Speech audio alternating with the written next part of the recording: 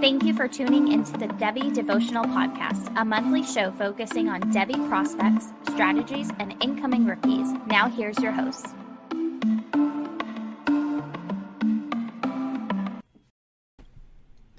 Welcome back to the Devy Devotional, where we stay devoted to Devy. I'm your host, Dynasty Coach A, joined as always by Aaron Wilcox at Aaron Wilcox86 on Twitter. And tonight we are going to be talking to you, doing a little blast from the past. We've done a lot of looking forward. We've done 2023 rookie drafts. We've done 2024 players and 25.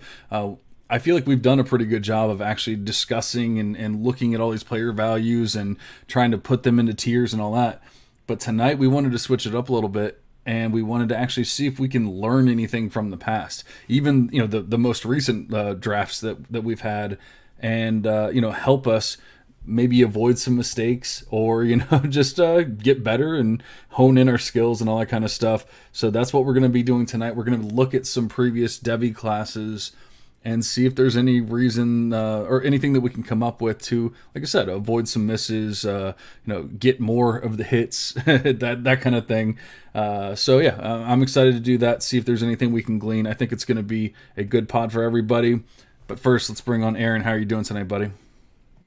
I'm well, John. Thank you. And yeah, I'm excited to take a look back, and I think we can apply a lot of the things that have happened in recent years from a rookie draft standpoint, Devy value, and ADP standpoint, and apply it for this year's upcoming rookie draft plus the future Devy assets that we're all interested in. So I want to say good luck to everybody who's going into championship matchups this weekend in C2C leagues, people as they're, going ahead with their dynasty leagues, trying to make a playoff push as we get towards the end of the season. So good luck to everybody there. We won't necessarily cover any like the recent news, things like that today, but best of luck with it. Absolutely, and good luck to Aaron. He is in the C2C championship in 2 different leagues. Unfortunately, I did not make it. We've talked about my team in the past, and I dominated the regular season. First place overall, first place, first week bye, and all that kind of good stuff. And then in the second week of the playoffs, my team just fell apart. Jahmyr Gibbs was out. Sean Tucker had been hurt or not playing very well the previous couple of weeks, like that kind of thing. All of my QBs got hurt or were on a bye, whatever it was. And I don't want to make excuses. It was a good season. I was excited to just be involved and be in the playoffs and all that kind of stuff. But it was definitely a heartbreaker. But first season, first overall in the regular season, made it to the semifinals. I can't be too upset about it. Yeah, no, you put forth a good effort, and sometimes it takes just one bad week, right? So, we'll see what I can do this weekend. That's for sure. Absolutely. I even traded for Deuce Vaughn to try to help with some of the injuries I had, and he got me like 9 points. He's been averaging like 30, so it just sometimes things just aren't meant to be and don't work out, and you can't get too mad about it. Absolutely. All right. Well, enough about our teams. Like I said, we're going to be talking about, some past classes and trying to see if there's any advanced metrics, if there's anything in the film watching or, whether it's size, weight, height, whatever the hell it might be that we can try to figure out, better ways to avoid the misses. I think avoiding the misses might be just as important or maybe even more important than like going out and getting the hits, because, if you get yourself a, especially in this past class, like in the 2021 or 2022 class, if you could just avoid certain players like a Sky Moore, maybe like a Christian Watson, like although he is, coming on, as of late, and it's still early on, it's not like these players can't hit, but I think we can look at like your guys like your Garrett Wilsons, your Chris Olaves, your Drake Londons, even obviously Breece Hall, Kenneth Walker, players like that. There was a lot of hits, or there have been a lot of hits, and so we just want to avoid your Sky Moores, your Christian Watsons, where they can't even hardly get on the field, and when they do, they're not doing much, like that kind of thing. And so, is there anything in particular that I guess with those two, you're looking at 2 small school players. Now, one's a small school guy, and then another one is an FCS guy. But do you think that's the easiest place to start? Not that obviously you like Cooper Cup is a small school guy, and you would love to have a Cooper Cup. So I'm not saying it's going to apply every time, but do you think that's a good like first step is to look like, okay, maybe these small school guys are going to take a little bit longer to hit? Yeah, I think it's an input. Like you said earlier, you've told me before, it's not about one specific thing about a player. It's usually a combination of things, and sometimes the level of competition will matter. I think we probably have to throw Christian Watson out of there just because he has been coming on so strong. Now, is it one of those stretches like Chase Claypool had his rookie season where he just is getting a ton of touchdown production, a lot of usage, but is that going to last? Well, there are some questionable things certainly about his profile, but for the time being, even David Bell for the Browns, I was not necessarily a big fan. I thought some of the dynamic and athletic abilities that he possessed was just not quite up to what I would expect. And we know that wide receivers like Keenan Allen, for example, they don't have to be these crazy athletes, but they have to have a little bit of something, a little bit more burst and athleticism. So I think that there's many different ways to look at them. I think the school level of competition is a good one. And then you start looking at some other things like the athletic scores. If they're really, really bottom tier, I mean, certainly at the running back position, we're going to get into specifics, specific examples, players who might either test poorly in the future and or tested poorly in the past. So I'll look to Isaiah Spiller, Devy Darling. He was, I'm trying to look here, in February ADP, he was the RB2 in the class. He was the 104 in single quarterback ADP. And that was in February, of course. That's before the combine, before the draft. But, I mean, people were so excited for him, and I saw people ranking him over Breece Hall all over. That was during last season, and that was leading up to the combine, which is ridiculous. But you look at him, he just did not have the athletic and explosive abilities that you want to see. Plus, he wasn't even necessarily a workhorse. So there were signs there. We just have to be able to kind of sift through it and kind of think logically as best we can. Absolutely. And Kevin Coleman's in the chat. Du Bois says David Bell was a Ponzi scheme built by the analytical community, which is pretty funny. Yeah, I mean, I guess, the argument against the analytical community was always that David Bell was, going to be slow. Just people didn't think that he was going to be athletic, and he wasn't. I think he has been coming on as of late, not to say that he's like done any like major flashing or anything like that, but like he's definitely getting some more run where he was getting literally one target every single week, and now he's getting more 4 or 5 target games, like that kind of thing. So I don't know if David Bell's dead, and that's why like we don't want to go too crazy with the 2022 class because there's still a lot that can happen here. But I mean, he definitely has not been a hit either, so it's easy to say that. And Kevin also says, do not draft group of 5 running backs, the golden rule. And he's probably not wrong. They, I know, what's his name? Man. Now I can't think of his name. Dirty Mike and the Boyds on Twitter. He had sent me some information about like group of 5 running backs and how often they're drafted early and like that kind of thing. And really, like, I think best case scenario, you're hoping for like 3rd round picks, and that's, or maybe 4th round picks, like are probably a lot more common. And so at that point, you can't get overly excited about, those kind of players. So it probably is a good golden rule to have, not to go too wild with the small school guys, especially the smaller school running backs. But yeah, going back to Isaiah Spiller, and you touched on like the hype that he was getting.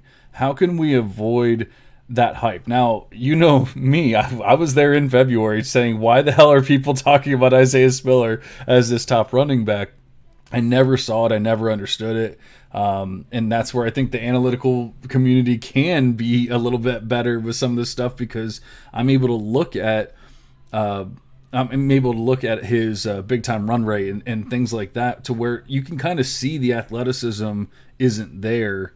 And for me, at least, just the way that I do it, maybe it's easier for me to see that with the running backs than with the wide receivers. There's not quite as many metrics that I can look at and say it. With the wide receivers, it's more like yards per reception.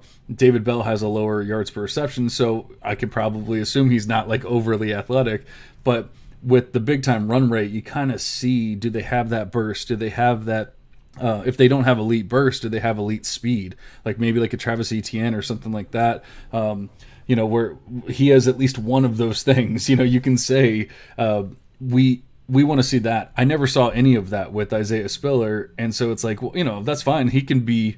I expected him to be drafted early. We can talk about him as like a late first round pick, early second round pick, whatever in rookie drafts. But why the hell is he being talked as like the second of RB? Or there was people talking about him being the best, the RB1 in the class. So how can we avoid that kind of stuff?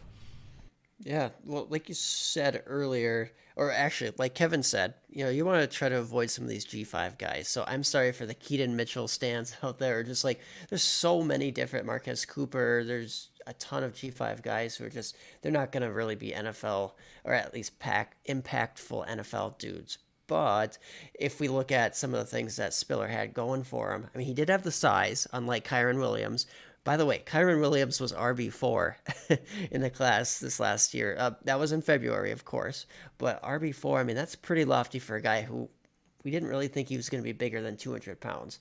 And it hasn't worked out yet, but we just saw Darrell Henderson released by the Rams, so I guess never say never. But as a long-term option, Kyron Williams is not it. So for him, you could just simply filter out also explosiveness plus size concerns. Okay, he's probably not going to be a guy we rank very highly. Isaiah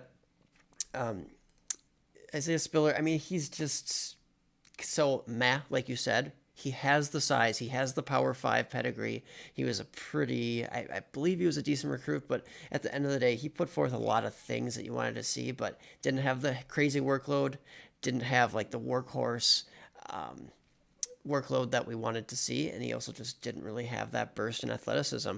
And sometimes it's just a couple of those things that make the difference. We go back a couple of years and we go to Benny Snell, and we go to who else was in that class? There were a couple guys there. These running backs who are just not athletic at all. Elijah Holyfield out of Georgia. Those were two guys that were ranked ahead of Miles Sanders in the 2019 class. I remember Elijah Holyfield got so much hype before that draft. It was wild. And absolutely nothing. He did absolutely. And I know, obviously, that was probably pre-combine because I want to say he completely bombed the combine. But I feel like, we can look, like I said, once again, we can look at, now the film watchers have no excuse. I'm sorry. Like if you're grinding the film and you can't tell that a guy's going to run like a 4.7, something like that.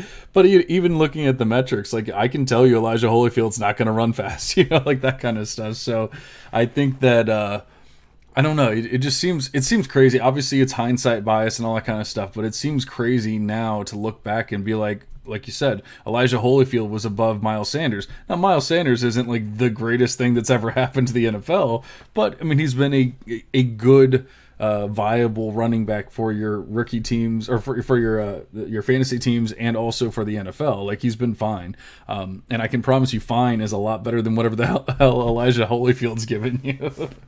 Yes. So if we're kind of just basic or giving you a basic guideline, it's like make sure the guys at least have some decent athleticism. High school 40 times, I mean, they're really inconsistent. So sometimes you got to take those with a grain of salt. There's sometimes the mile per hour data that is coming out. I know some guys at C2C and other sites are trying to promote that, get that a little bit more accessible so we know how fast all these guys are coming out of high school. That can be helpful too. So whatever your method is, just make sure that maybe they have some good athleticism at the end of the day. That's one thing. And Kevin also said people fall in love with the brand and they can't admit it's time to shift from their Devy priors. And I think that's absolutely true. We're going to see that with, what's his name? Weidemeyer, the tight end from this last class. I mean, Jalen Weidemeyer, why was he the tight end 2? I mean, people just had him high for years in Devy circles, and that's why. I mean, we thought that he was going to take that leap or he was athletic enough because he showed some receiving upside, but that was not the case. We saw that with the testing, and we need our tight ends to also be athletic. I've seen a lot of data out there. They need to hit a certain threshold for size. They need to have good athleticism. They need to show in college that they could break some big plays. Like Greg Dulcich, he should have been where Weidemeyer was. He should have been tight end 2. He jumped up there after the draft and after the combine and all that, but it took people a little bit too long to react. So that's where we can try to get an edge in the Devy and Dynasty community, is just maybe trying to predict these things before they happen at the Combine. Because after the Combine, everybody knows Isaiah Spiller, this guy, Weidemeyer, whoever. Kyron Williams, Yeah, Weidemeyer. they're not it. Yeah, and I think that's and nothing that Kevin said was wrong, but my goal for at least for this pod, and my goal for myself and for Aaron, is to be better than that, like be better earlier than waiting for the combine or for the NFL draft, because I feel like, like Aaron said, you've kind of lost your advantage at that point. We want to be able to take advantage of, making trades, doing whatever, in February before people know what this kind of stuff is. And that's why I don't want to wait until we know Isaiah Spiller gets drafted in the 4th round. I want to say I'm out on Isaiah Spiller right now. I want to say I'm out on Tank Bigsby right now. I don't want to wait, months and months. And we still see, I listened to a draft pod, 2023 mock draft this morning while I was at work, and they drafted Tank Bigsby in the 1st of their rookie mock. And, I want to avoid that kind of stuff, but I also want to try and take advantage of that kind of stuff if I have. Because, people got really excited about Tank, in year 1, and probably rightfully so. He looked like a different running back at that point. So you might have him on your team, but now you want to get rid of him and still sell high, like that kind of thing. And it's not just going to be Tank. Like, there's obviously plenty of other players, but that's the whole goal here, is just to be better. Right, and I agree with that. And this isn't to say that Tank could never be a thing, because you know what? If he loses 5-10 more pounds and he really focuses on his speed, maybe he can test in the low 4.5s and actually get some day 2 draft capital and get a role. Now, is he going to be more of a Sony Michel at the next level, right, where he gets some good draft capital? Maybe. Sony also was affected by injuries, so I guess we got to take that into account. But I'm just trying to throw at a guy there who was drafted pretty highly. We say maybe retained some value for a while, but eventually it went down once we realized he was limited. So yeah, might as well get ahead of the curve there. Don't really take a lot of risk on going into the combine, going into the NFL draft, if you know that the profile is potentially risky. So other guys that were kind of, the community is stubborn to fade in our Devy rankings. There are Devy darlings that we want to work is Tank Bigsby, Raheem Jarrett, wide receiver out of Maryland, Jermaine Burton, Georgia to Alabama, wide receiver, Parker Washington, Penn State, maybe even Sean Tucker, maybe even Zach Evans. But you know what? There's actually context around them why, their production is the way that it is this year. So I'm not really ready to give up on Zach Evans quite yet. I also think that they've both done enough to where you can say, like Evan, I've given you crap about where you had Evans in your rankings in the past, but when you see certain games like what he did, last week and even beyond that, like he's put together a string of good games in the past few weeks, and I just said he needs to do something. He like just same with Kayshon Boutte. It's like people want to say, oh, look what he did 2 years ago. And it's like, well, yeah, but we have to look at the other years too. We can't just do. Rondell Moore is a perfect example of, look, he had an amazing rookie year, and then people are like, all right, well, he was hurt the rest of the his time, so it doesn't matter. It's like, no, that's part of the profile. And look, he can't stay healthy. That's part of the profile. What if Kayshon Boutte can't stay healthy? That's going to be part of the profile as well. And I'm not saying that he can't. We also see a DK Metcalf that couldn't stay healthy, and now he's been perfectly fine for the most part in the NFL until recently, at least. So I think, while we can't guarantee it either way, either one way or the other, I think that we still have to keep it as part of the profile, and look at the entirety of the profile, and not just I really liked what he did in these 6 games. Yeah, I would totally agree with that. And hey, I will have no DK Metcalf slander in this chat. He's been perfectly fine this year. But no, I will say that I'm not throwing Zach Evans in there personally. But I think that there's at least some reason to say maybe some of these guys, we had them super high and we are hesitant to maybe move them in the ranks. So we at least need to be a little bit more open to moving and adjusting to the information that we receive. So Zach Evans, still good. He still remains my RB3 in the class. And I've seen people, though, out there still claiming him as the RB2 ahead of Gibbs. I'm like, I just don't know that we've seen enough to justify that specifically. We need to adjust maybe a little bit because of how good Gibbs has looked, regardless of if we believe in Evans. So those are just some examples right now of some Devy players that potentially we need to adjust more in our rankings. And there's lots of other adjustments that we should make out there too, of course.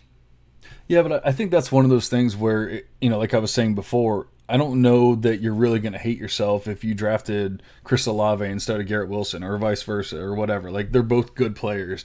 And I feel the same way with Gibbs and Evans there. They're both good players. Like, yes, of course, one very well could be, even much better than the other one. But I feel like they're both going to be good, solid players for your team. You're not going to hurt yourself or hurt your team per se by drafting one over the other or whatever.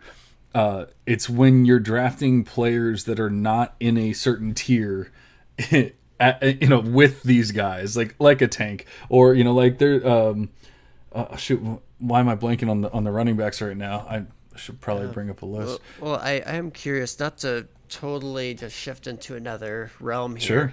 But even going back to 2019, so you brought up some Ohio State wide receivers there. Garrett Wilson, Chris Olave, both looking very good this season, despite poor situations. Terry McLaurin, now that's much more of an outlier. And I'm wondering if we have many conclusions to draw from that, if you have anything, because all of his metrics were very poor, and he was an old player coming out, and he really never broke out, other than maybe if you count the Senior Bowl, those practices, Senior Bowl game, like he really stood out during that process. But man, his production was lacking. And the only thing that I can glean from that is maybe that should make us more confident in Garrett Wilson, Chris Olave, Jackson Smith and Jigba, Marvin Harrison Jr., Emeka Ibuka, because there's a lot of talent that comes from a school like that. They can just develop guys, even if their profile or their production history isn't perfect. There's just so much talent and development going on there in a positive way. Maybe we give a little bit of a pass to a couple guys. So I'm curious if you have any takeaways from like a Terry McLaurin. He was rated as the wide receiver 16 in the class pre-draft, and I believe even post-combine as well, because I think he tested quite athletic. So anything on Terry McLaurin? Yeah, as far as like the pre-combine stuff, because the way that I have... And I had to go into the NFL model for this because I don't have the Devy model. I didn't have Terry McLaurin in the Devy model because I didn't have the Devy model back in 2019. So I do have going back like a decade for the NFL model, but it's looking at basically the same things. But I have it split into like 2 or 3 different sections where I have the production, the college production, then I have the combine data, and then I have the draft capital. And so I try to split into 3 different things and look like which one of these things or all 3 of these things are making this player skyrocket or drop or whatever. And so obviously we know that Terry McLaurin didn't have a lot of college production.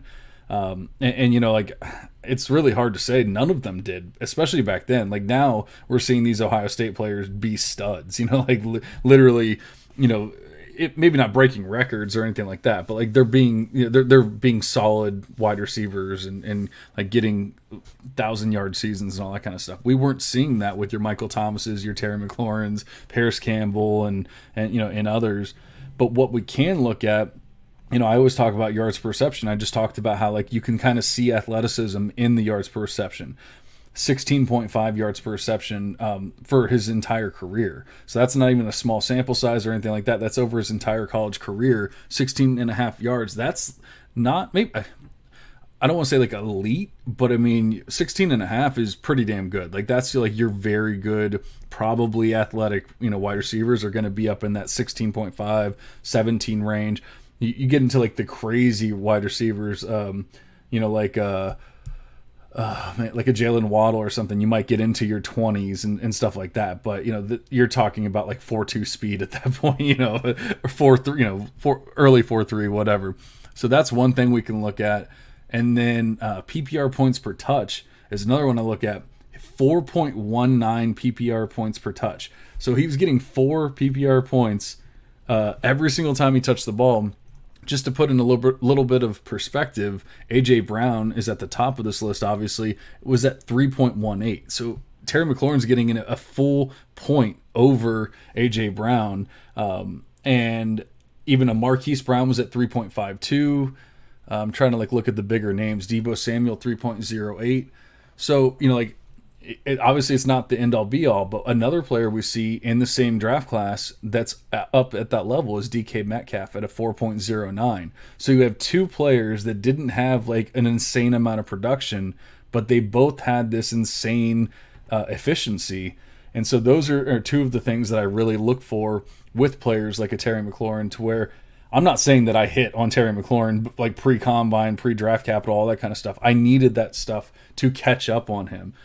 But those are certain things that we can look at and go, hey, I talked about the yards per reception for his entire career. His best season, he had a 19.7 yards per reception. So that is that elite territory that we were talking about before. So to answer your question, those are some of the things that I would be looking at, even though we can't maybe look at the more common metrics like yards per team pass attempt and stuff like that, because he's not going to show up in that kind of stuff.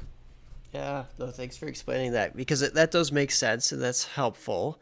If we go to the 2020 class, that was a weird one for some of the wide receivers.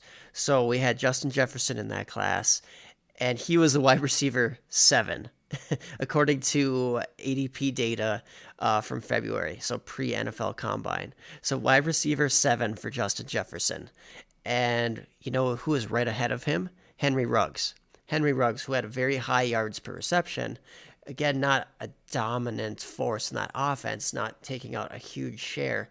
And maybe we just didn't get to really see what Ruggs was capable of. He was just a dummy there, but I don't know. I'm curious to see, maybe Ruggs was he on the same type of trajectory as Terry McLaurin potentially?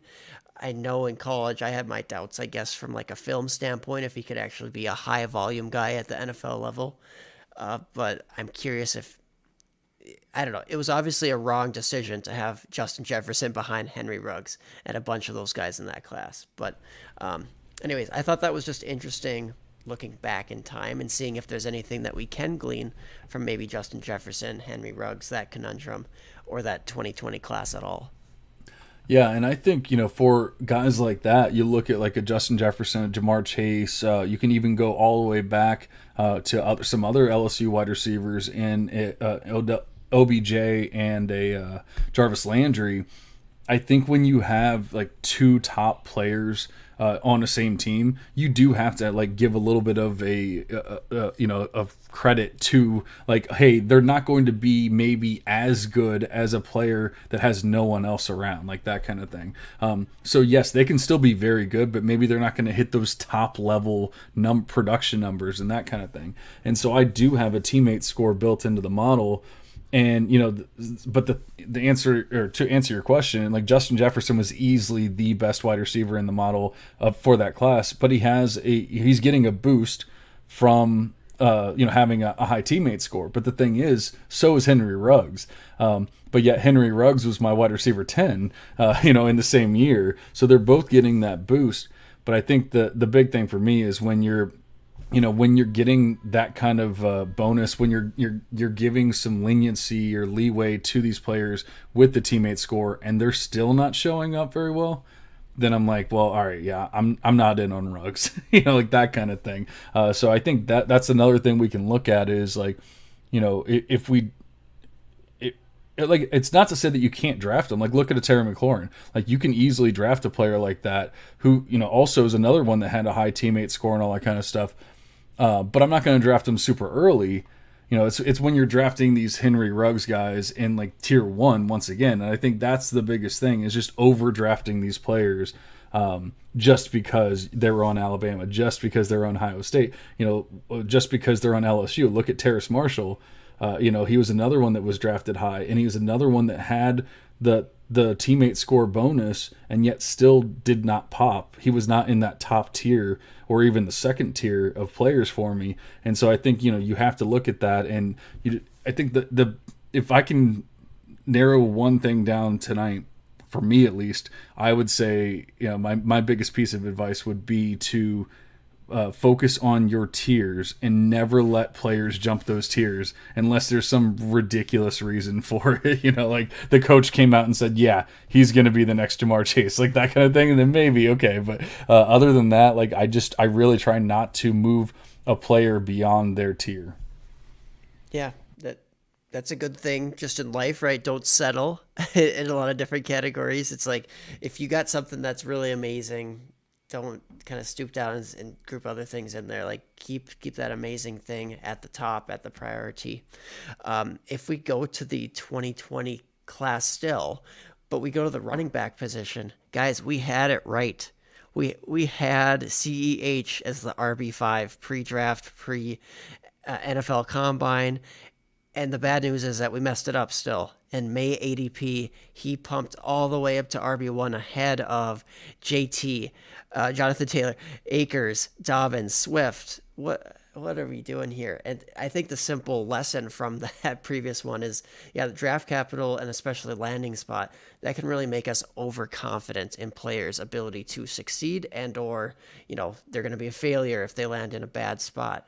Well, sometimes we just have to buy into the talent. And I think we were right on CEH's talent as RB5 pre-draft. It's just that we just got swept up in all the hype and all the promise that could have been. Yeah, and honestly, I mean, Swift was number 1 in that class, right? Pre-combine and NFL draft and all that. And, I really feel like that was probably right as well. His thing's just been health, and I guess he had injury concerns in college too, so maybe it wasn't right. But we also know that I think DeAndre Swift has a higher ceiling than a JT if he were able to stay healthy, and so it probably was right to have him there at 1. But the biggest thing, like you said, is just not to overreact to landing spot. There's times where you can get like a actually, I think another perfect example is like Brian Robinson this year. Like Brian Robinson was never like this amazing prospect or anything like that, but he went to a team that just the team fell in love with him for whatever, started hyping him up, and next thing you know, people are sending like first round picks for Brian Robinson. He obviously gets shot, that's terrible, but I don't think that has anything to do with what he's doing right now. And he's just literally like in the averagest of average running backs, like giving you 3.5 yards per carry and just doing absolutely nothing. But he was a player that like just got overhyped. Meanwhile, Antonio Gibson, people just decided he was dead. And Brian Robinson was going to come take his job, and Antonio Gibson's a better player than Brian Robinson. Like we just have to look at that kind of stuff and not freak out about landing spots and everything else, and really look at the whole profile there. I would completely agree with that. And kind of shifting gears here to 2020, but looking more at a Devy perspective. So in Devy drafts that year, what were people thinking? What was some of the consensus takes and ranks? And I looked at some of this data from Fantrax. I don't know who all of the rankers were, and we don't maybe need to reveal that because we saw some kind of questionable takes at that point, but I'm sure they were across the industry. It's not just them. It's not singling out any one website or person, but Chuba Hubbard was ranked by consensus above Breece Hall in all of Devy. And heck, there were a lot of other top running backs, like top 10 guys that flamed out. Max Borgi, I know that one hurts, John. But Master Teague, Trey Sermon. If anyone remembers Jatavius or Booby Whitlow for Auburn, he was like Tank before Tank happened, I guess, at Auburn. Or he was like Kerryon Johnson's incumbent, the guy who we kind of liked to carry on. I don't know why we liked to carry on. I guess, again, a guy who wasn't really athletic enough, in my opinion, at least. And he obviously was affected by injury. But anyways, a bunch of those guys kind of flamed out in that 2020 Devy class for running backs. And gosh, wide receiver was filled with guys that were questionable who hadn't done it yet. So as far as some takeaways for that, I mean, we talked a lot about athleticism at the running back position, and none of those guys were blowing us away. Trey Sermon, not very athletic. Master Teague, nope. Whitlow, definitely not. Kylan Hill, borderline. Borgi, kind of meh. And I guess Chuba Hubbard just one who never really lived up to his potential production wise. So we shouldn't only look at athleticism when we're looking at the running back position by any means, but it really shows us sometimes how bad we can be in the Devy community at predicting who's going to be the best guys who are going to emerge, who are going to be these NFL prospects at the end of the day.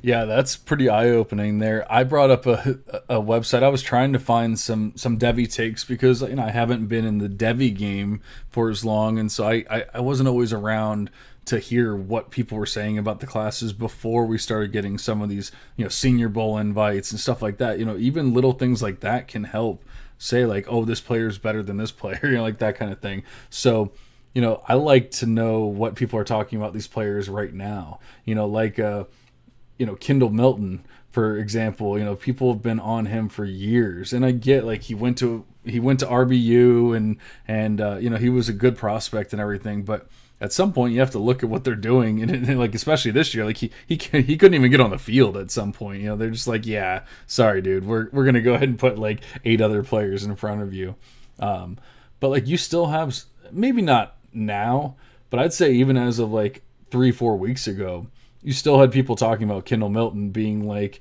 a decent Devy prospect, like, a possible NFL draft pick and all that. And now you have people saying, oh, well, he's probably not going to come out and all that kind of stuff. So, obviously, I guess I applaud people for changing their minds finally, but maybe they were a little too slow to change their minds. We need to be a little quicker with this kind of stuff. Definitely too slow. And if you guys go back, and not even say that not all my tanks are right. Nobody is 100% in this business, not even close. But that was my biggest concern with Kendall Milton coming out was he actually going to be this explosive guy? Because he was big, he was powerful, killing high school dudes, right? I mean, the guy was a man amongst boys at that point of his career, but that's only going to get you so far in college if you're like a 4.6. And I know Kendall Milton's dad might be upset at me for saying that. Apologies. I'm sure he's a great guy, but not maybe quite that high-end athleticism that we need. And I hate to keep harping on that, but sometimes just a 5-star rating, there's more to it than just that for these top-end NFL or top-end recruits that come into these programs. So I'm much more excited by the younger guys at Georgia right now, Andrew Paul and Branson Robinson, who both seem like they're going to be 4.5 or better guys, pretty explosive and also just, powerful, just impressive young players out of that Georgia system. So I definitely prefer them to Milton at this point, and I think that's a consensus take now, but I guess we shouldn't really hold on to the Devy priors like Kevin said earlier. Yeah, I agree. Now, and we can go back to some other classes here in a little bit and discuss more players. Like, actually, no, why don't we do that first? Like we talked about N'Keal Harry, Kelvin Harmon, these players that Devy players and just fell in love with. What were you hearing, around that time in the Devy world? And then how did you feel about them, and be honest. Yeah. So I think we saw a shift at that point or after that draft, how the NFL started to fade some of these big guys. And don't get me wrong, J.J. Arcega-Whiteside, he got too much draft capital. N'Keal Harry, way too high. But they started to fade some of these big wide receivers. And the following draft class, Seth Williams, Sage Surratt, Trevon Grimes, Jamon Osborne, DeMonte Coxey. Some of those guys, some of you might be like, who? What? But they were just these big guys that the NFL is not prioritizing anymore. So there was that shift, which I think excuses a little bit of the fault or the blame away. But honestly, I like them at different phases, I guess I will say, but I always had some question marks of if they're going to translate ultimately. Like, was Hakeem Butler really skilled enough, or was he just bullying guys at Iowa State? And he was the wide receiver 5 in that class. I think he rose up closer to wide receiver 1 at one point. Kelvin Harmon was a wide receiver 3. Now, this is all pre-draft stuff. N'Keal Harry was a wide receiver 2. J.J. Arcega-Whiteside, wide receiver 7. That's really tough. Looking at all those big dudes, and you get 0 hits out of that group. That's really sad. And some of them actually had some pretty impressive market share numbers. honestly, as far as like receiving yards, market share, yards per team pass attempt, like, I mean, N'Keal Harry, Harmon, Butler, there were indicators that they were good. So it's a little bit perplexing that they missed out. I know that wasn't during your Devy playing days as much, John, but do you have much data on Harry, Calvin Harmon, Hakeem Butler, J.J. Arcega-Whiteside? What were we missing there? I mean, for me, some of the big size, which the NFL's moving away from, of course, that's one factor. But what else do you got? Yeah, so with Harry, and it goes back to like at least a lack of perceived athleticism. He had a 13.6 yards per reception for his college career. Now, that's not to say that I think he actually tested pretty well, but maybe it's showing that he couldn't translate that speed. Maybe it's like straight line speed or whatever, and not quickness, not bursts, like things like that. And so it's not translating to the field, because I think, like, actually I can tell you right now, his 40 time. And sometimes burst too is just huge with these guys, like, Right. and quickness, as you were saying, agility, getting in and out of breaks. Can you actually snap out of routes quickly, which Harry cannot? So did you find his 40 time? Yeah, so I don't actually have a 40 time, but I have a height adjusted speed score, which obviously he's a tall guy, so like it's going to help. But he hit 109.76, which is actually tied with AJ Brown for height adjusted speed score. So like that's not bad by any means. But I think then when we go back to the yards per reception total for his college career, we see, okay, so he has straight line speed, he has top end speed, but does he have burst? Does he have quickness? It doesn't seem like it. When you have that 13.6, it definitely does not seem like it. Another thing is competition levels. He's coming from the Pac-12, so like, yeah, he dominated. I don't even know if I would say dominated, but he did very well in the Pac-12. But you have to discount the Pac-12 a little bit. I'm sorry, guys. Like they're probably not even going to be a conference here pretty soon. So I think that when we see he was averaging 86 yards per game. Like, that's good. That's not amazing. That's not great. So while he ended up being a good prospect, even in the model, because he had an early breakout age, 18, he had pretty good PPR points per touch. He had decent yards per team pass attempt, like all that kind of stuff. And the receiving market share, which we've talked about in the past, that we both love to look at, he was up in the 40%. So like that's even like almost elite for the market share. But it really could have just, when it's all said and done, it could have just been there's literally no one else there, and like if the market share is like the biggest thing, then maybe that's even a takeaway that I need to look more into. Like, if the market share is the biggest thing that makes them stand out, maybe that's a bad sign, and they need to show it up in other areas as well. Yeah, and I think listeners might be thinking right now too, there was a lot of metrics that were going Harry's way. It's very plausible that he just didn't quite have, whether it was, I'm not even going to call it his work ethic. There's just a lot of other outside factors that we don't know from an individual, a personal life, a coaching deployment standpoint. How did they try to develop him in New England?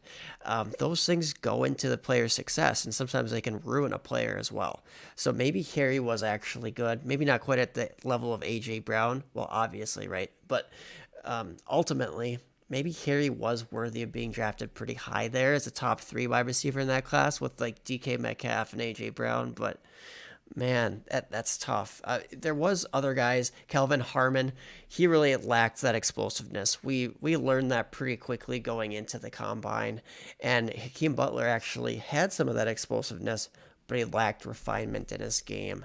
And same deal with J.J. Arcega-Whiteside as Calvin Harmon. Like, both those guys were just like, they're mossing guys out there, but they weren't getting separation, featuring route running abilities there. Just kind of mediocre in those categories for sure.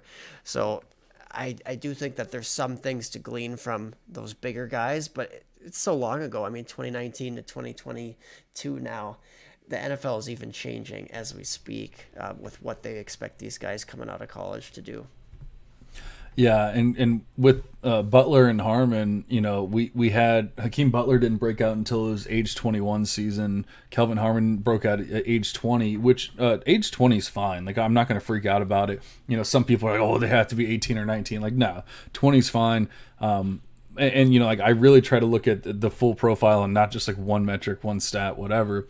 But then you look at Hakeem Butler averaged 58 yards per game in his college career. Like, we're gonna freak out about that? Like, people were talking about him being the wide receiver one in the class. Like, come on. Like, how do you have a guy that can't even get over 60 yards per game in college, and you're gonna bump him up to wide receiver one? Like, I get that maybe just because of the way things worked out with AJ Brown and DK Metcalf not always being healthy, not always being on the field, and taking away from each other.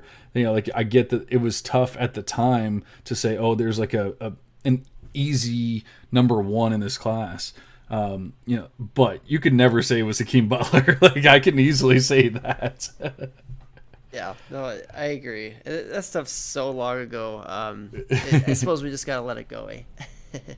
Yeah, and I agree, but I want to I want to focus on stuff like that so that, people, so we don't make the same mistakes again. And I think it goes back to the tier-based drafting that I was talking about before. Like, AJ Brown, whether you're talking about pre-draft capital, pre-combine, or post, AJ Brown was clear tier 1 for me.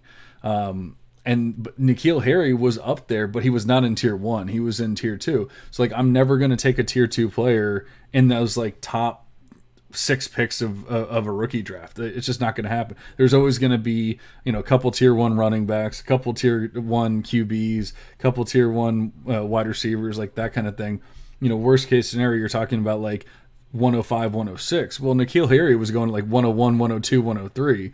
And so you can even technically like a player and still miss on that bust, because somebody's going to take them ahead of you, and so that's why I really try to focus on those tiers. And I feel like it has helped me avoid certain misses, like a Rondell Moore, like a Terrace Marshall, players that just got overhyped and people fell in love with them for probably the wrong reasons. And meanwhile, I was walking away with my Jamar Chases and Garrett Wilsons and players like that. So not trying to toot my own horn here, but I think by following that tier-based drafting that you do end up missing a lot of the bus. Yeah, and what I would say too is that you're taking guys maybe later in tiers. It's not always going to work out for you, but if you are waiting for, let's say, Garrett Wilson, people didn't like his landing spot, or Chris Olave, there was some uncertainties there, including the landing spot to a degree, I suppose. Like, if those guys were towards the back of your tier, I'm sure, John, you felt comfortable taking those guys there. You're like, I'm not going to trade up. Why would I give up an extra second round pick? Why would I give up, this other asset that's valuable to my team just to jump up within a tier? Like, you have good tier-based rankings that you're confident in.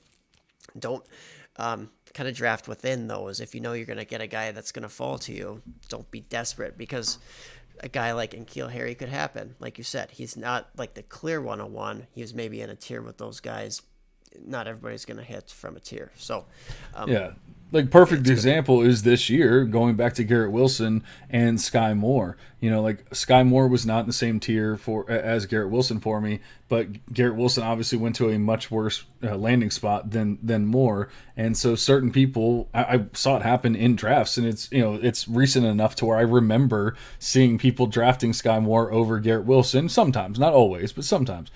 But by sticking to your tiers, I'm never going to take that tier player over a Garrett Wilson level player, like that kind of player. And I'm always going to say, I will believe in the talent level of a Garrett Wilson, of a Drake London, Chris Olave, Jameson Williams, hasn't even touched the field yet, but I'll believe in those talent, the talent of those kind of players over a Sky Moore, even in the best landing spot, like that kind of thing. And look at that. Not saying Sky Moore can't hit, not saying he can't do anything, but as of right now, you would call him a pretty big bust, especially where he was being drafted. And yet we have all these hits from everywhere else. So, I think that's my biggest takeaway from like looking at all of these past classes is just stick to your guns, but also make sure your guns are loaded properly. Absolutely. So there definitely is value looking back at classes, especially maybe the most recent one or two.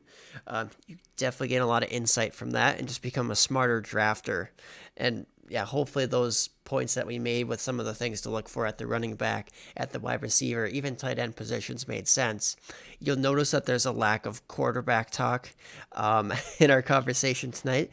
And I'm honestly going to chalk that up to quarterback evaluation is insanely difficult for analysts, for NFL teams. We know because they're constantly flopping, and there's so much more to their evaluation than just their arm talent, than just their mobility and simple. I mean, production can give us a great idea, but there's going to be outliers like Josh Allen out there. There's just going to be some of them along the way too. So very, very hard to glean a lot. So I didn't even bother doing an in-depth look necessarily at each class. I mean, there's hits from every one, or not every single one, but there's a lot of hits and a lot of misses out there. Do you have any insight for the listeners, John, on quarterbacks? Well, I always feel like people just roll their eyes when I say this, but I've actually been very, like, historically very good at hitting on quarterbacks. Especially since creating the model. And what I've learned is that people have become way too reliant on draft capital. And we've talked about it, in our group chat and stuff. And, there's a large group of people that are just like, well, if a quarterback's drafted in the top half of the NFL draft of the first round, guess what? I'm taking them because they have a good chance of being a stud. And I guess, over time, you can say that, but I feel like it's a small sample trap because we don't get that many QBs that are actually drafted in the top half and all that kind of stuff. And so, you can say that, but I feel like teams are maybe taking bigger swings right now. Look at a Trey Lance, look at a Zach Wilson from last year, and then not always making the best decisions because look at a Justin Fields, how does he fall? How's a guy like that fall to 11th or wherever the hell he was drafted? Yeah, Trey Lance gets traded up for, three first round picks for an FCS player that's played 12 games, it just seems a little wild. People draft the Giants drafting Daniel Jones at 105 or wherever the hell he was, in the first handful of picks, knowing that he was just not a good player, and so, but then somebody will draft Josh Allen in the top 10 and well, look at that, that's why we're doing it. Well, it's like, yeah, but that's one guy, that's one hit. How many guys can we say weren't hits? And people might go like, oh, look at Justin Herbert. Justin Herbert had a great profile. Like, he is not, you can't compare him to Josh Allen as far as like college profiles, college, prospect profiles or anything like that. So I think, very long way of saying that I've kind of started taking draft capital out of my analysis for quarterbacks because I feel like we've become too reliant on it. And so, but it can also come back to bite you in the ass a little bit because, like, this past draft class, obviously we didn't see too many first round, second round draft picks for quarterbacks. I fell in love with Matt Corral. I fell in love with Sam Howell. Now, Matt Corral, we can't say what would have happened because I feel like he would have been on the field already. We would have seen him playing well and doing all that, but obviously he got the injury. So I'm kind of throwing that one out the window. But with Sam Howell, he was a fifth round pick. As much as I love the player, they're just not letting him get on the field. And so, I feel like there is a point where you can say, okay, well, maybe a fifth round pick, you can knock him down a little bit, for that. But I'm not sitting here freaking out about like first and second round picks and stuff like that. Like I don't care that, Malik Willis was drafted in the second, and then Sam Howell's like drafted in the fifth. Malik Willis is not a good player. Sam Howell is. Now, you might say that Willis can get on the field earlier or sooner, but that doesn't really matter to me because look what Willis has done. He's looked absolutely terrible once he's gotten on the field. So how much is his draft capital helping? Not that much. Like, you get to see that he's bad sooner, like that kind of thing. And I do want to say, just kind of looking at faraway view here for quarterbacks, but some of the guys, Kenny Pickett from this year, maybe Zach Wilson from 2021. Let me look here who was in 2020. From the quarterbacks, was that Jordan Love, guys like that. Tua. Yeah, or some of the guys who only had... Oh, you're talking about more misses? Yeah, a lot of misses. Like I would say Yeah. the guys who don't have Dwayne Haskins the year before in 2019, guys who just really they had one season that was good in college for the quarterback position. Like maybe they started a couple years, and I know Zach Wilson started a couple, but really his last season is what got him drafted. Plus his arm talent, right? His crazy throws at the pro day, and same with Dwayne Haskins in a little different fashion. I mean, he played for a better team, yes, and he put up some good stats, but did he do it year after year after year and prove that he was this great quarterback? No, no, he did not. Not in the same way that other guys have. Like I've always liked Kyler Murray as a quarterback. I know you like him, John, and there's some detractors out there, but I mean, I thought he proved it better at the college level. And there's lots of other examples of guys who maybe are multi-year starters. Not to say that every year was amazing, but I think we should really value Caleb Williams, Drake May from current Devy landscape because they've been killing it as young guys. And I know May's only had one season so far. Caleb's had 2 seasons of production, but we shouldn't be afraid of that. We should really embrace what we've seen, the special flashes and actually consistency. It's not just flashes from those guys so far. So when you get multiple years of good starting production, as part of your profile as these quarterbacks, and you have some plus traits like arm strength, mobility, etc. Ooh, I really, really like that for the quarterback position. So we're in a cool place in the Devy landscape right now with those guys coming up in 2024.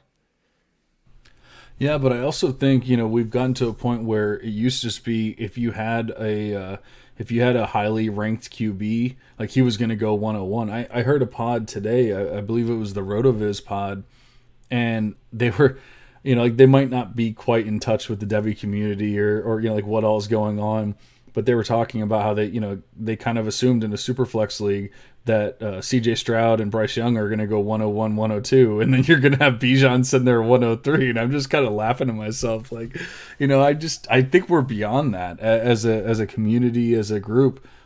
You just don't see it as much, and you go get your stud players and then you come back, because we've also seen, like, look, Justin Fields is a perfect example.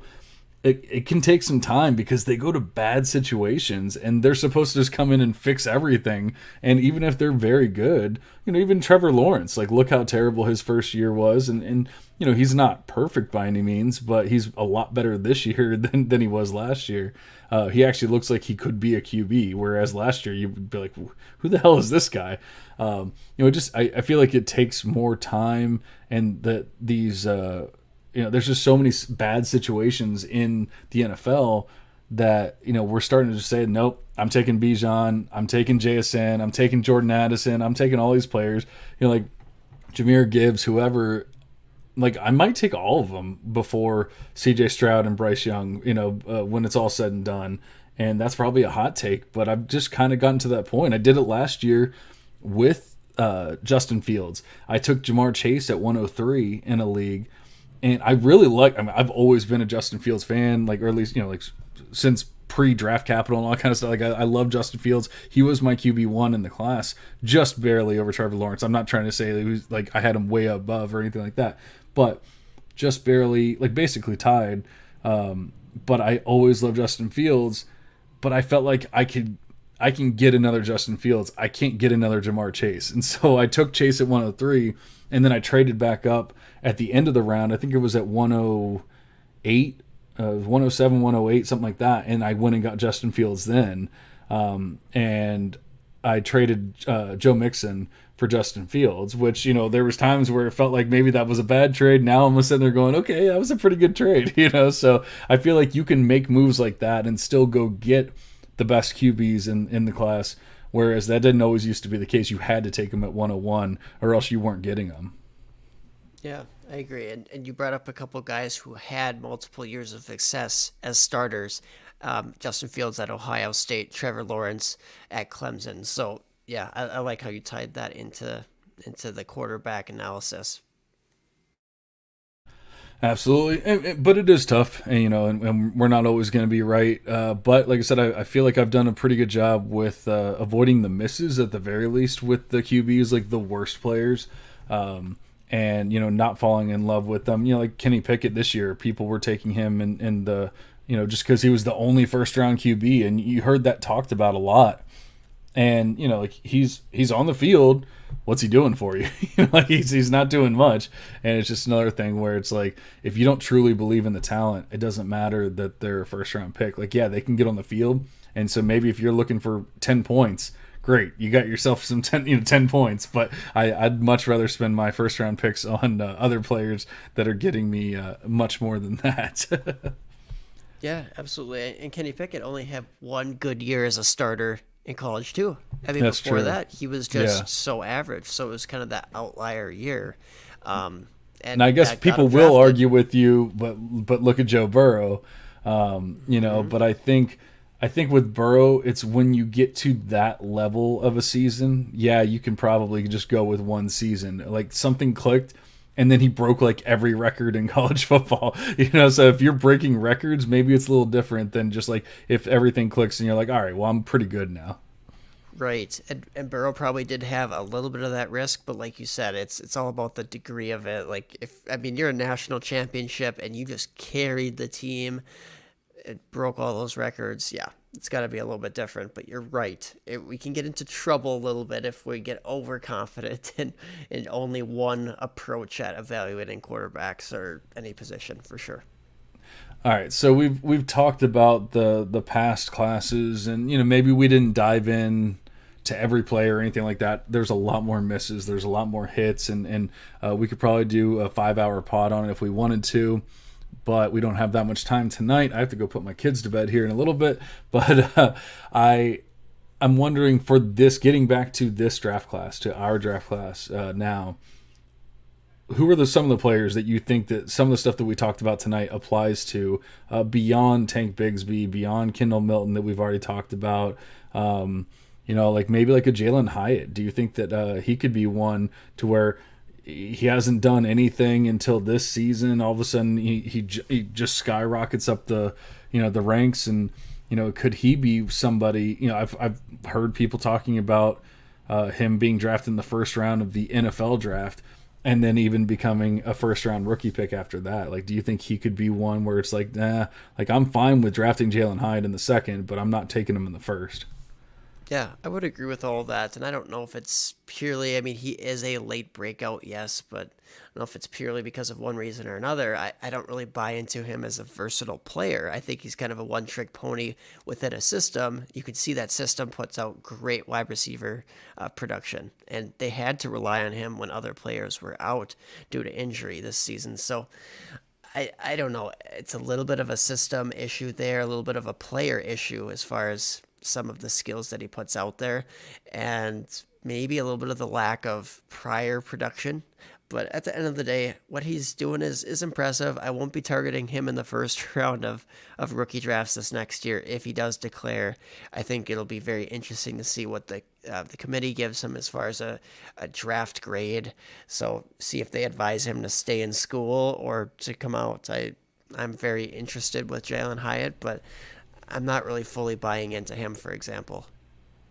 Another one that people love, Quentin Johnston. I'm not saying he's going to bust per se, but do you think that people could be a little too high on him? Because I've heard people talking about him being the wide receiver one in the class, or even just being top three. And I will say, we've talked about yards per reception a lot in this show. He has 19.2 for his career, and he has 22.1 in his best season per reception. So you can tell that dude is explosive. Like, he is probably going to test out out of off the charts. So I don't think athleticism is a problem with him. But then you look at more things like market share, look at his yards per season, like that kind of thing. He's not doing very much, even in his own offense. Even if you take away everything else, when you're talking about a 24% market share, that's not good. That's not great. That's not elite. So is this one of those things where it's like, yeah, I'm fine with having Quentin Johnston in my tier 2, but he's not going to be a tier 1 player for me. So somebody's always going to draft him ahead of me, and maybe I end up missing a bust because of that. Yeah, I think there's bust risk, absolutely. one of the tough things to parse out this season is how impactful have those injuries been.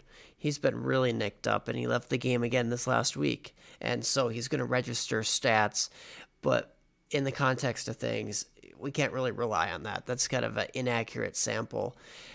That's going to make that evaluation even more difficult because in his final season, you would think, oh, sure, yeah, this guy's going to break out big time, and the injury has held that back. So most of his measures are pretty consistent with what he's done in the past as far as market share, yards per team pass attempt, etc. But he didn't get an opportunity to really best that because of some injuries down the stretch this season and also a slow start. I mean, I'm going to call him out. He sucked at certain points early in the season. He really It was non-existent, completely non-existent in the beginning of the season. Yes, and he picked it up, but now he's been injured very often the last few weeks with the ankle injury, and it's gonna plague him for the next couple of weeks too, I'm sure. So, anyways, he's gonna be a very tough one to evaluate. People are gonna be all over the place on him, and we'll see if he's a bust. I don't know. I don't have a strong take with that one. We shall see. And like I said, I'm not trying to call him a bust. I'm just saying that some of the stuff that we just talked about stands out here, to where he doesn't quite have, the full profile. He's missing parts of the profile there. And, you can't really say that, like, teammates score or anything like that. Like, it's... Who the hell's on that team that? I mean, shit. Who is it that I was talking to you about? That's on the team. Dominic Lovett, is that right? No, that was for Luther Burden. That's right. No, I was trying to think. There was another player that I'm like is standing out more, but I think I was confusing the two there. Oh sure, yeah. I mean, Tay Barber, Darius Davis, but. I was thinking of the Luther Burden argument that we were having before, not with him. So like, there's no one else that like you can say, oh, but look at that. That's why he's not getting that full market share and like that kind of thing. I feel like if somebody's that damn good, like in that explosive and all that kind of stuff, like he should have a 30, 35%, 40% market share when you have no one else on the team. And you can say injuries and all that kind of stuff. I get it. But like you said, he wasn't injured at the beginning of the season. He wasn't doing it then either. And it was really weird because he did absolutely nothing. And then all of a sudden he was putting up 200-yard games. And so it really was a weird thing. And I'm not trying to just harp on Quentin Johnson. I'm trying to pick out some of these players that maybe are a little more risky than people want to admit. Is there anyone else that like truly stands out besides? I mean, obviously we can get into some of the quarterbacks that are very risky. Yeah, I mean, that really touches on a lot of guys that I feel that way on. I mean, if you want a comp to last year, like Kyron Williams, well, this year's versions, maybe Deuce Vaughn, Devin Achane, if they were to declare, just too undersized. But those guys are pretty drastic as far as the size difference compared to a Kyron. So I don't know if I'm going to compare them. We already brought up like a Raheem Jarrett, a guy whose production just does not match the hype that, he was a good prospect coming out. He definitely flashed his freshman season. Just doesn't quite match that. Jermaine Burton, Parker Washington, as mentioned earlier. Those are kind of the guys who are coming to my mind. Yeah, and Izzy Abanaconda has become like a pretty big name this year. He's had some huge games. He put up that 5 touchdown, like 200 something yard game against West Virginia. Somebody I don't remember now. I have a terrible memory, but he put up a huge game, and it was a game a lot of people saw obviously, and he kind of became like a national name at that point. But he's kind of in that like Isaiah Spiller level of the model for me. It's where I don't really see anything like truly special with him. Especially like we've talked about Audric Estime, on the last pod, where like I like the player. You can obviously see he has something in him, whether it's vision or just size or whatever it is. Like he can be a good running back in college. But he doesn't have that breakaway run rate, and it's the same thing with Izzy here. Like he has a 5% breakaway big time run rate, I should say. And so like I don't see the athleticism, and that's why I'm saying I'm kind of comping him to the Isaiah Spiller here, where I just don't think it's going to be athletic. He's going to be overly athletic, and if that's the case, he's probably going to be an NFL backup. Yeah, I tend to agree on Izzy, and I mean, it hurts because I traded for him in one of my C2C leagues. I'm trying to make sure I try to win that championship. And if I don't let the bias bleed in, I would say that I agree with you too. Limited athleticism. He can break a big play, but the ability to, hit a wide open hole and go 50 yards, well, that's different in college when it's wide open. And are you going to do that at the NFL level? And second of all, are you going to have many of those holes? Like, I just don't think he quite has what it takes athleticism wise, and he's not a dynamic receiver. I know he has decent enough stats receiving wise in his career, but he took a big step forward this year. I would actually like to see him stay another year, and if he can really blow up, I mean, maybe he'll be like a Najee Harris type. That's certainly plausible, but he's not going to get that Alabama bump either for draft capital investment. Yeah, he's a tough one to evaluate, but I tend to agree that he could be like that Isaiah Spiller, like a little bit more fool's gold than actual substance as a future workhorse in the NFL. Yeah, I mean, somebody like Zach Charbonnet that went back last year, I wasn't overly in love with Charbonnet. Like, I thought he was good enough, and it was probably made a lot of sense for him to come back. And now I love Zach Charbonnet. Like, something clicked. He decided that he was a stud this year, and he's skyrocketed up my ranks. So, like, I'm not saying Abanaconda can't be good or great. I'm just saying, as of right now, like the way things look, it's not looking amazing. So yeah, maybe he will come back and then do something. Although he is a senior, so I mean, you're talking about a fifth-year player. I don't know if the NFL is going to love that. With him being like 24 by the time he gets into the NFL.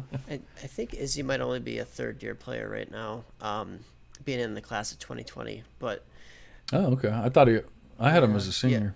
So Charbonnet is a senior, and I agree with you. He's been more impressive as far as ripping off some chunk plays, and he honestly was doing that last season. He wasn't quite as efficient, and he had to share some time, which made no sense. It was like Charbonnet clearly looked better. But at the end of the day, he did stay another year, and that helped boost his stock. Maybe he gets that day two draft capital. I think it's very plausible, and maybe Izzy should take that same route, to be honest. But yeah, I mean, it might work out for Charbonnet. Yeah, actually, that's interesting. I don't know why I had him as a senior, but I just changed him to a junior. So I don't know. Maybe he's better than I thought. Do you think that Blake Corum, he's going to be more explosive than Kyron Williams or those types of players? And I think that that's going to be something people struggle with. They're going to comp him to that. Maybe I don't know, maybe they look the same. It's this or that. Gosh, his athleticism really pops way more. I hope this injury that he sustained this last week, it sounds like he's questionable to play this upcoming week against Ohio State. I don't know if Corum will play. I don't think he probably should for his own good. Don't re-injure something. Don't injure it worse. Don't compensate and injure somewhere else. But assuming that he stays healthy, I'm pretty darn excited for him. I think you've kind of slowly won me over this season with him, John. And I think part of the issue was I was always so concerned about size, but I think he's probably going to be closer to what like J.K. Dobbins came in at, like 208, just big enough to be like a lead back for some team. Yeah, and honestly, like if you just watch the games, I've watched a decent amount of, at the very least, his highlights, but I've watched a couple of the Michigan games as well. And like he doesn't look too small. I don't know. Maybe it's just me. Maybe it's college football or whatever. He doesn't look tiny when he's on the field, and so but you're talking about the athleticism. Like he's sitting at an 8% big time run rate compared to Abanaconda's 5%. And we've talked about in the past how like that doesn't sound like a huge difference, 3 percentile points, but it actually is a very big difference because you're talking about an extra 3% of the of your players.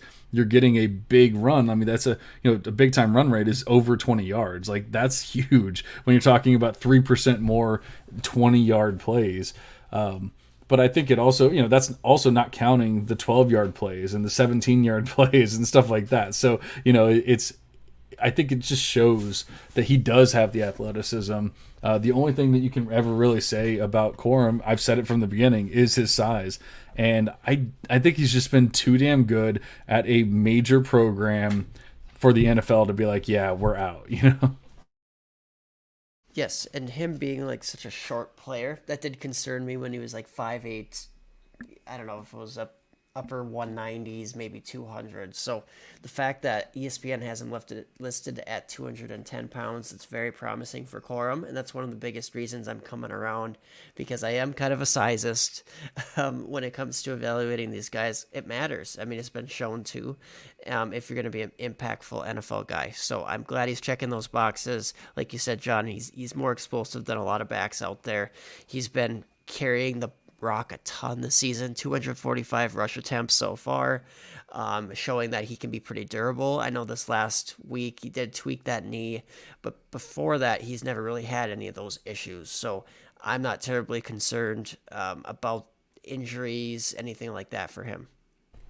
Yeah, I agree. This was a good year for him. We saw Hassan Haskins, take the majority of the workload last year, and so this year we needed to see him take a step forward. And there was concerns with Donovan Edwards if he was going to take over, and I think that's another good thing, because I think that Donovan Edwards is a very good running back, and yet Corum was like, "Nah, dog, this is my game," and so I think that's good to see as well.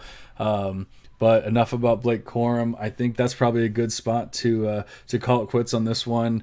We looked into the past a little bit. We tried to tie it into this upcoming class a little bit. I think it's getting exciting here.